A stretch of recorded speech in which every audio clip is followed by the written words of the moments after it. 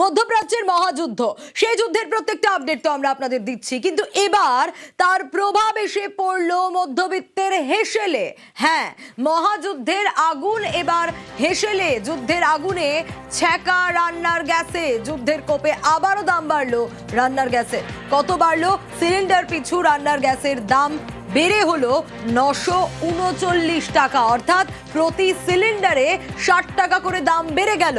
বাণিজ্যিক বা কমার্শিয়াল গ্যাসের ক্ষেত্রে যদি ধরি, সেখানেও মূল্য বৃদ্ধি হয়েছে। 114 টাকা 50 পয়সা বেড়েছে সিলিন্ডার পিছু দাম। আর এবার সিলিন্ডার পিছু বাণিজ্যিক গ্যাসের ক্ষেত্রে, কমার্শিয়াল গ্যাসের ক্ষেত্রে দাম হলো 1999 টাকা। কিন্তু কেন এই মূল্য বৃদ্ধি? মধ্যপ্রাচ্যের মহাযুদ্ধে হরমুজ প্রণালী বন্ধ, আর হরমুজেই আটকে ভারতের একাধিক জাহাজ, পণ্যবাহী জাহাজ আটকে থাকার কারণেই বন্ধ এলএনজি সরবরাহ। ভারতের তরল প্রাকৃতিক গ্যাসের 50%ই কিন্তু আসে কাতার থেকে, আর এলএনজি থেকেই তৈরি হয় এলপিজি, সিএনজি সহ অন্যান্য গ্যাস। ভারতের জন্য ইরান হরমুজ খুললেও মিটবে কি সমস্যা? ইরান হরমুজ খুললেও সমস্যা মিটবে না। যুদ্ধের জেরে এলএনজি উৎপাদন কাতার বন্ধ রেখেছে, ফলে এখনই হরমুজের রুটে এলএনজি মেলা কঠিন। রাশিয়া, ইউএই, আমেরিকা, অস্ট্রেলিয়া থেকেও এলএনজি আমদানি। 4 দেশ থেকে বাকি 50% এলএনজি আমদানি ভারতের। রাশিয়া, ইউএই, আমেরিকা, অস্ট্রেলিয়া থেকে আমদানি বাড়ানোর ভাবনা। গ্যাস জ্বালানি মজুতের হিড়িকেও বাড়ছে সমস্যা। আর এদিকে গ্যাসের এই আকাল ঠেকাতে কড়া কেন্দ্র। আগেই বাণিজ্যিক গ্যাস ব্যবহারে পুরোপুরি নিয়ন্ত্রণ, বাড়ির রান্নার গ্যাস সরবরাহের ক্ষেত্রেও নিয়ন্ত্রণ। কি বলা হচ্ছে? শেষ ডেলিভারি যেদিন হবে তার 25 দিন পর বাড়ির গ্যাস বুক করতে পারবে মানুষ। এবং গ্যাসের আকালে রেস্তোরাঁ, হোটেল মালিক তারাও সমস্যায় পড়েছেন। বাণিজ্যিক গ্যাসই তো রেস্তোরাঁ, হোটেলের ক্ষেত্রে ভরসা, আর গ্যাসের নিয়ন্ত্রণ শুরু হওয়ায় সমস্যায় পড়েছেন ব্যবসায়ীরা। একাধিক জেলায় সমস্যায় হোটেল মালিকরা। স্টক শেষ হয়ে গেলে ব্যবসা বন্ধের আশঙ্কা। অন্যদিকে পেট্রোল ডিজেলেও নিয়ন্ত্রণের আশঙ্কা। কিন্তু এর এফেক্ট কি হতে পারে? গ্যাসের দামে হেসেলে তো হিমশিম অবস্থা। তার কারণ এর কয়েক মাস আগেই দাম বেড়েছিল একবার গ্যাসের, আবার কয়েক মাস পর যখন দাম বাড়লো রান্নার গ্যাসের, তখন এক ধাক্কায় সিলিন্ডার পিছু 60 টাকা করে দাম বেড়ে গেল। সিলিন্ডার পিছু প্রায় 1000 ছুঁই দাম, আর তাতেই দুশ্চিন্তা মধ্যবিত্তের। জ্বালানি সংকট হলে সব জিনিসের দাম বাড়বে, তা বলার অপেক্ষা রাখে না। এই যে সমস্যার কথা বলছিলাম, যেমন সমস্যায় পড়েছে উল্টোডাঙার পাল পরিবার। হ্যাঁ, কারণ লাস্ট ডেলিভারি যেদিন হবে গ্যাসের, তার 25 দিন পর গ্যাস বুক করা যাবে। আর গ্যাসের এইভাবে 60 টাকা দাম বেড়ে যাওয়া, এতে কোথাও গিয়ে দুশ্চিন্তায় সুরজিৎ পালের পরিবার। নজর রাখবো, বিশ্বজিৎ রয়েছে আমার সঙ্গে। বিশ্বজিৎ, এই যে পাল পরিবারের কথা আমরা বলছি, কোথাও গিয়ে তাদের মাথায় হাত। পাল পরিবারের মতোই মধ্যবিত্তরা রয়েছেন এরকম বহু, যাদের প্রত্যেকেরই মাথায় হাত। কারণ লাস্ট ডেলিভারির 25 ডেজ পর বুক করা যাবে পরের গ্যাসটা।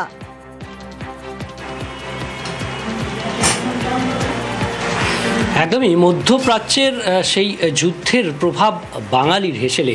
উল্টোডাঙার পাল পরিবারে আমরা রয়েছি, এবং সেখানে হেসেলে যিনি কাজ করছেন, রান্না করছেন, তিনি গৃহবধূ যেমন, তেমনি পাশাপাশি তিনি স্বাস্থ্যকর্মীও। অর্থাৎ কাজ করতেও তাকে বাইরে যেতে হয়। সকাল সকাল রান্না করে, পরিবারের জন্য রান্না করে তিনি যাবেন তার কর্মস্থলে, সেখানে মানুষকে পরিষেবা দিতে।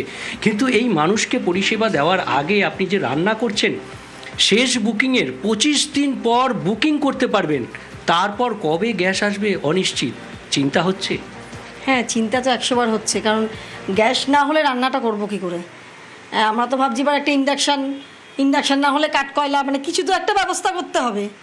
মানে এখন এই পরিস্থিতিতে তো আর কাঠকয়লায় ফিরে যাওয়া যাবে না, পাশাপাশি ইন্ডাকশানে যেতে হবে, সেখানেও তো একটা খরচ, বাড়তি ইনভেস্টমেন্ট। 100 বার ইন্ডাকশান কিনতে খরচ, চালাবো, তা সেই ইলেকট্রিসিটির একটা ব্যাপার আছে, সবই তো খরচা।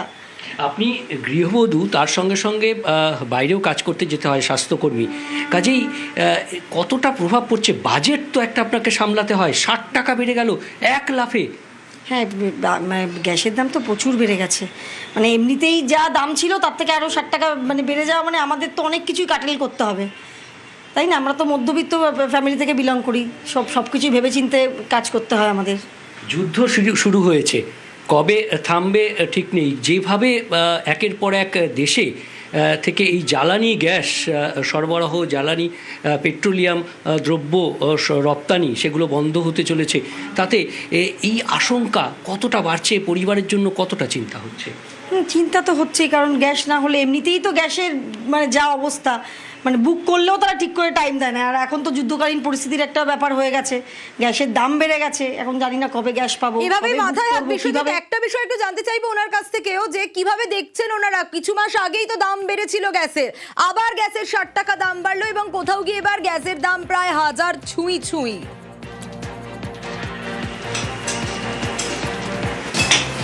একদমই, অর্থাৎ এই পাল পরিবারের যেমন রান্নার দিক সামলাতে হয়, বাজেট সামলাতে হয়, সব কিছুই সামলাতে হয়। পাল পরিবারের যিনি কর্তা তার কাছে যাব যে এই বাজেট একের পর এক যে বাজেটে গ্যাসের দাম বেড়েছে, তারপর আবার এই গ্যাসের মূল্যবৃদ্ধি, কতটা প্রভাব তাদের হেসেলের বাজেট, আপনার পরিবারের যে বাজেট, সেই বাজেট কিভাবে সামলাবেন? এবার তো ইন্ডাকশান কিনতে হবে গ্যাস না পেলে। ইন্ডাকশান কিনতে হবে তো একটা বিশাল খরচা। এই মুহূর্তে হঠাৎ করে যদি এতগুলো টাকা বার করা তো চাপের এসে দাঁড়াচ্ছে, আর তারপরে সব দুমু করে গ্যাসের দামটা বাড়িয়ে দেওয়া, সেটাও একটা বিশাল ব্যাপার। মানে জানি না কি করবো, দিশেহারা লাগছে।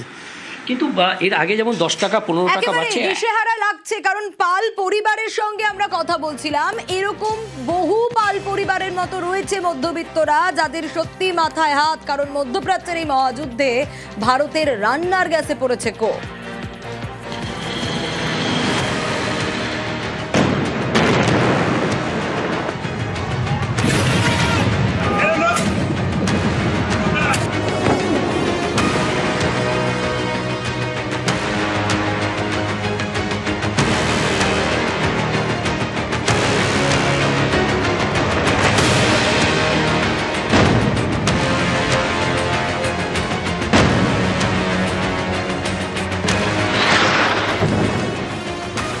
মধ্যপ্রাচ্যে যুদ্ধ, কোপ পড়েছে ভারতের গ্যাসে।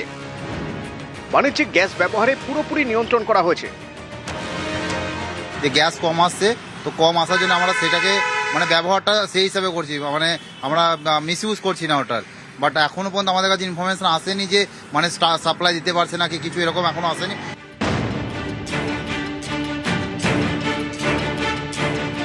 মধ্যপ্রাচ্যে যুদ্ধের আঁচ পড়েছে রান্নাঘরেও। বাড়িতে রান্নার গ্যাসে ফিরছে পুরনো বিধি। যদি আমাদের কাছে ক্রুড বা এলপিজি বা ন্যাচারাল গ্যাসের সাপ্লাই না আসে, আমাদের তো প্রায় 70% আমাদের ইম্পোর্ট করতে হয়। ঠিক মতো ইম্পোর্ট না করতে পারি, অটোমেটিক্যালি একটা ক্রাইসিস তো তৈরি হবে। যেটা এখন শুরু হয়েছে, এগুলোকে প্যানিক বুকিং গুলো না বাড়ে তার জন্য আগে যে রেস্ট্রিকশনটা ছিল সেই রেস্ট্রিকশন আবার চালু হয়েছে। হোটেল রেস্তোরাঁগুলিতে রান্না হয় বাণিজ্যিক সিলিন্ডারে। এই গ্যাসের নিয়ন্ত্রণ শুরু হওয়ায় চাপে হোটেল মালিকরা। সিলিন্ডারের স্টক শেষ হয়ে গেলে ব্যবসা না বন্ধ করতে হয়। অনেকে এই আশঙ্কাও করছেন। আর বেশি দিলেও বলছে গ্যাস নেই, আর এইভাবে তো স্টকও করিনি যে ফট করে এরকম বন্ধ করে দেবে। সব সিলিন্ডারই খালি, প্রায় 8-9টা সিলিন্ডার। হোটেল বন্ধ রাখতে হবে, কিছু করার নেই। তেল মশলা অনেক দোকান থেকে পাওয়া যায়, বন্ধ থাকলেও এনে জোগাড় করে যায়, কিন্তু গ্যাস যাদের সঙ্গে পরিচিতি সেই সব লোক সব জায়গায় এজেন্টরা বলছে বন্ধ। 3 দিন ধরে আমাদের সাপ্লাই বন্ধ আছে, প্লাস বুকিং সিস্টেমও বন্ধ আছে। আর কমার্শিয়ালের ক্ষেত্রে? কমার্শিয়ালও তো পাচ্ছি না এগুলো, আমাদের কাছে কোনো কমার্শিয়ালের এখনো অবধি স্টক কিছু নেই, জিরো। তাহলে কমার্শিয়াল ডিস্ট্রিবিউট হচ্ছে না? ডিস্ট্রিবিউট হচ্ছে না। এটা কি মানে আজকে দিতে পারেনি? আজকে কি আসেনি? গাড়ি আসেনি? আজের কমার্শিয়াল আসেইনি। মধ্যপ্রাচ্য জ্বলছে, হরমুজ প্রণালী বন্ধ করে দিয়েছে ইরান। থমকে গিয়েছে তেল সরবরাহ। এভাবে চললে আগামী দিনে ভারতে পেট্রোল ডিজেলও নিয়ন্ত্রণের আশঙ্কা। তেল আমদানির ক্ষেত্রে তো একটা বিরাট প্রভাব পড়বে। তেলের দাম বাড়তে শুরু করেছে সারা বিশ্ব জুড়ে। সৌদি আরব থেকে তেল আসার যে রুটটা, আরব সাগর হয়ে মুম্বাই উপকূলে বা গুজরাট উপকূলে আসার কিন্তু একটা ব্যবস্থা আছে। এটাতে কিন্তু হরমুজ প্রণালী দিয়ে এটাই আসতে হয় না। ফলে এই অল্টারনেটিভ গুলো কিন্তু ভারতের থাকছে, কিন্তু খুব কুইকলি ভারতকে একটা সিদ্ধান্ত নিতে হবে। কেন তেল কি আসছে না? না, তেল এখন আসছে না, যুদ্ধের জন্য তেলের লাইন কেটে দিয়েছে। এটা তো আমাদের সমস্যা হয়ে যাবে। সমস্যা তো হবে, সব পেট্রোল পাম্পওয়ালাদের সমস্যা। সূত্রের খবর, কেন্দ্র জানিয়েছে ভারতে জ্বালানি তেল এবং গ্যাসের সংকট নেই। হরমুজ প্রণালী বন্ধের পর অন্যান্য দেশ থেকে তেল গ্যাস আমদানি বাড়ানো হয়েছে। রাশিয়া থেকেও জ্বালানি আমদানি বাড়িয়েছে ভারত। নিউজ 18 বাংলা।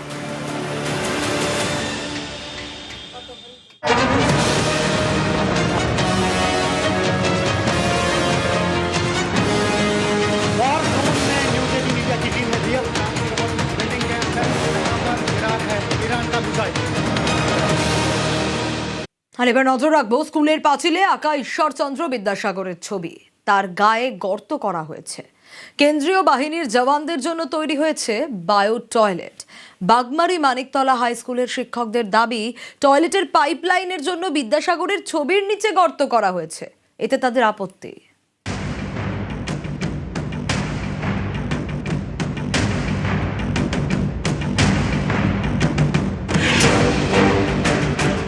ভোট ঘোষণার আগে থেকেই রাজ্যে কেন্দ্রীয় বাহিনী, বিভিন্ন স্কুলে জওয়ানদের থাকার ব্যবস্থা করা হচ্ছে। তেমনই একটি স্কুল কলকাতার বাগমারি বাজারের কাছে, Bagmari Maniktala government sponsored high school. সামনের সপ্তাহ থেকে এই স্কুলে কেন্দ্রীয় বাহিনীর জওয়ানরা থাকার কথা। তাদের জন্য স্কুলের গেটের বাইরে তৈরি করা হচ্ছে বায়ো টয়লেট। এই বায়ো টয়লেট নিয়েই আপত্তি স্কুলের শিক্ষকদের। কোনো কিছু জানি না, কিছু না জানিয়ে হঠাৎ করে কোনো পারমিশন, কোথার থেকে পারমিশন এসছে, কারা পারমিশন দিয়েছে কিচ্ছু জানি না, সম্পূর্ণ অন্ধকারে রেখে এই কাণ্ডটা করিয়েছে। স্কুলের পাঁচিলে মনীষীদের ছবি এঁকেছে পড়ুয়ারা। এই পাঁচিলের সামনেই তৈরি করা হচ্ছে বায়ো টয়লেট। শিক্ষকদের দাবি, টয়লেটের পাইপলাইন যুক্ত হবে স্কুলের সেপটিক ট্যাঙ্কে, তাই দেওয়ালে গর্ত করা হয়েছে। সেই দেওয়ালেই আঁকা আছে ঈশ্বরচন্দ্র বিদ্যাসাগরের ছবি।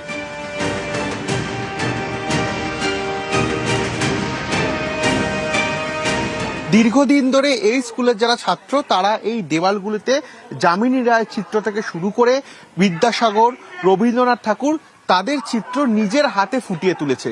কিন্তু এই কেন্দ্রীয় বাহিনী আসবে, তার কারণে বাইরেই করা হবে বায়ো টয়লেট, সেখানেই কনস্ট্রাকশনের কাজ চলছে।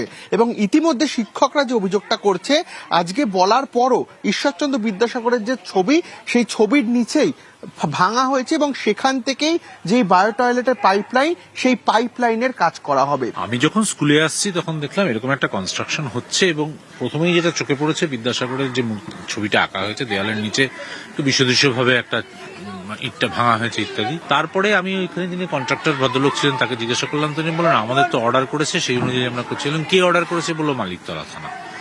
তারপর আমি এখানে আমাদের আরেকজন মাস্টারমশাই যিনি আজকে চার্জে আছেন তাকে বললাম, তিনি তখন আমাদের টিআইসির সঙ্গে যোগাযোগ করেন। টিআইসি আর এই কন্ট্রাক্টর ইতিমধ্যে মানিকতলা থানার সঙ্গে যোগাযোগ করেন। আমাদের টয়লেট সাফিসিয়েন্ট, ছেলেদের জন্য টয়লেট আমাদের এখানে আছে। এখন আমি আপনাকে একটু আগে দেখালাম যে আমাদের ভেতরে ওই টাব তৈরি করা হচ্ছে, ওরা স্নান করবেন বলে, সেটা ভেতরে হচ্ছে, কোনো কিছুকে ডিস্টার্ব না করে হচ্ছে, সেই নিয়ে আমাদের খুব বেশি আপত্তি নেই। এই ছবির সামনে যামিনী রায়ের যে ছবি ওরা এঁকেছেন, সেই ছবির সামনে বায়ো টয়লেট করে দেওয়া হচ্ছে। তার পাশ দিয়ে পিট যাওয়ার জন্য পাইপ বসানো হচ্ছে, ফাটিয়েও দেওয়া হয়েছে। ওসি বলছেন যে এটা আমরা সারিয়ে দেব, আমরা বায়ো টয়লেট তুলে নেব, মানে সমস্ত কিছু মিটে গেলে আমরা এটা সারিয়ে দেব এবং প্রয়োজন হলে শিল্পী দিয়ে বিদ্যাসাগরের ছবি আঁকিয়ে দেবো। ভুল সিদ্ধান্ত, যদি করারই ছিল আমাদের সাথে আলোচনা করতে পারলো। তারা একদিকে কেআইটি ল্যান্ড, ওরা দ্বিতীয়ত যেহেতু কাউন্সিলর অঞ্চলের, আমরা বলতে পারতাম আশেপাশে কোথায় করলে ভালো হবে এবং সেখানে স্কুলেরও প্রবলেম হবে না। বা স্কুলটা নতুন করে রং করা হয়েছে, পেইন্ট করা হয়েছে এত সুন্দর, সেখানে আমার মনে হয় এই ধরনের সিদ্ধান্ত নেওয়া যারাই নিক ঠিক হয়নি, ভুল হয়েছে। রৌনক দত্ত চৌধুরী, নিউজ 18 বাংলা। পুলিশকে পিষে মারার হুমকি সুকান্তর। বিজেপি ক্ষমতা এলে দেখে নেওয়ার হুঁশিয়ারি। তুফানগঞ্জের আইসিকে হুঁশিয়ারি সুকান্ত মজুমদারের। বিজেপির পরিবর্তন যাত্রা থেকে হুঁশিয়ারি। আমি শুনলাম এখানে একজন নতুন অফিসার এসেছে, যার নাম নাকি দিগ্বিজয়, নাকি খুব লাফালাফি করছে। ভারতীয় জনতা পার্টির সরকার তৈরি হচ্ছে, পরিষ্কার বলে দিচ্ছি, যতখানি আপনার দায়িত্ব ততখানি পালন করুন। পিসিমাকে মা মনে করে যদি দায়িত্ব পালন করতে যান, আমরাও কিন্তু টাইম এলে পিছিয়ে দেবো, তখন কিন্তু মাথায় রাখবেন। সুকান্ত মজুমদারকে পাল্টা কটাক্ষ তৃণমূল। এটাই তো বিজেপির চরিত্র। এরা ক্ষমতায় আসার আগেই পুলিশকে পিছিয়ে মারার হুমকি দিচ্ছে। এখন সুকান্ত মজুমদারের শখ হয়েছে অসভ্য কথাবার্তায় শুভেন্দু অধিকারীর সাথে টক্কর দিতে।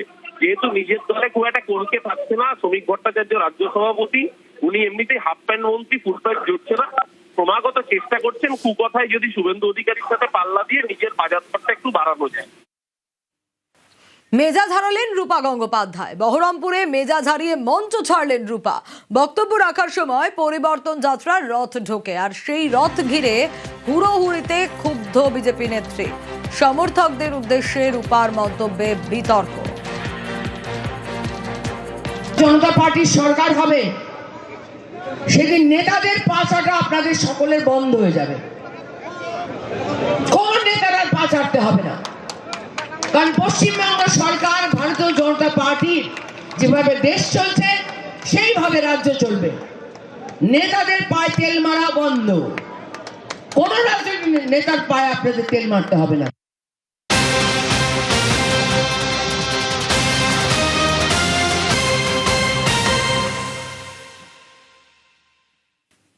নজর রাখবো এবার পাইকপাড়ায় বন্ধ ঘরে বিস্ফোরণ। হ্যাঁ, অভিযোগ এরকমটাই। 1/2C গাঙ্গুলি পাড়া লেন, সেখানে বন্ধ ঘরে বিস্ফোরণের ঘটনা। বিস্ফোরণের পর আগুন বলে দাবি স্থানীয়দের। ঠিক কি ঘটেছে, কি পরিস্থিতি, কি জানা যাচ্ছে এখনো পর্যন্ত? রনক রয়েছে আমার সঙ্গে। রনক, দেখো, একেবারে স্থানীয়রা যেটা বলছিল, পাইকপাড়া এই জায়গায় বোমা বিস্ফোরণ ঘটেছে এবং ইতিমধ্যে কলকাতা পুলিশের যে বোম স্কোয়াড তারা ইতিমধ্যে ঘটনাস্থলে পৌঁছেছে। কারণ দেখা যাচ্ছে ছবিতে বেশ কয়েকটি জায়গায় তাজা বোমা ছড়িয়ে ছিটিয়ে রয়েছে, সেগুলোকে কালেক্ট করার জন্য এবং ভেতরে আরো কোনো জায়গায় বোমা মজুত রয়েছে কিনা সেই বিষয়টি খতিয়ে দেখতে কিন্তু ইতিমধ্যে কলকাতা পুলিশের বোম স্কোয়াড ঘটনাস্থলে পৌঁছেছে। আজ সকাল 6টার দিকে দমকলের কাছে খবর আসে পাইকতলার এই ক্লাব ঘরে বিস্ফোরণ ঘটে এবং যে চিত্রটি দেখা যায়, হঠাৎই কিন্তু বিস্ফোরণের জেরে ক্লাব ঘরের যে উপরের ছাদ তা উড়ে যায় এবং পাশের যে বাড়ি সেই বাড়িও ক্ষতিগ্রস্ত হয়। সেক্ষেত্রে এখানে কারা এই বোমা মজুত রাখতো বা এখানে বোমা কিভাবে এলো, এটাও তো একটা বড় প্রশ্ন। দেখো, একেবারে এটাই প্রাথমিকভাবে প্রশ্ন এবং পুলিশও সেই বিষয়টি তদন্ত করছে। কিন্তু সেখানকার স্থানীয় বাসিন্দারা অভিযোগ করছে সম্ভবত প্রমোটিং নিয়ে কোনো বিবাদের জেরেই এখানে বোমা মজুত করা হতো এবং রাত বাড়লেই সমাজ বিরোধী কার্যকলাপ চলতো। কিন্তু যেটা সব থেকে ভয়ঙ্কর ঘটনা, যেখানে এই ঘটনাটি ঘটেছে তার আশেপাশে অত্যন্ত জনবহুল এলাকা, পাশেই একটি আবাসন রয়েছে এবং এই বিস্ফোরণের জেরে সেই আবাসনেরও কিন্তু ক্ষতিগ্রস্ত হয়েছে, কাঁচ ভেঙে গেছে, দেওয়ালে ফাটলও দেখা যাচ্ছে। সেক্ষেত্রে এরকম জনবহুল এলাকায় এরকম বোমা কি করে মজুত থাকলো এবং কারা এই ধরনের ঘটনার পেছনে যুক্ত রয়েছে, গোটা বিষয়টি পুলিশের তরফ থেকে খতিয়ে দেখা হচ্ছে এবং ইতিমধ্যে কলকাতা পুলিশের বোম স্কোয়াড গোটা জায়গাটি তল্লাশি চালাচ্ছে এবং যে কটি তাজা বোমা ছবিতে দেখা যাচ্ছে সেগুলি কিন্তু কালেক্ট করার পক্ষে ইতিমধ্যে বোম স্কোয়াড করছে। বেশ, এখনো ঘটনাস্থলে বোমা পড়ে রয়েছে, যে ছবি আপনাদের দেখাচ্ছি।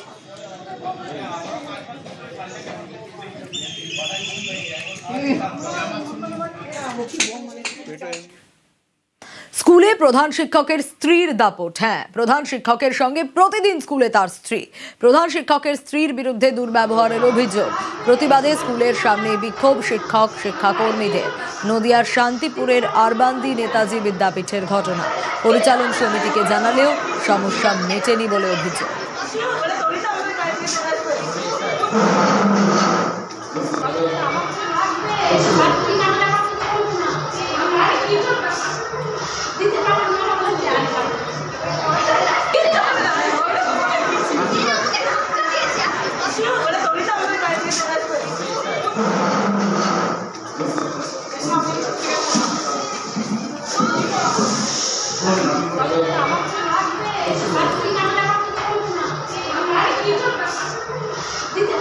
যেহেতু অসুস্থ থাকার জন্য মেডিকেল লিভ চেয়েছিলেন ডিআইয়ের কাছে, অসুস্থতার কারণে হ্যাঁ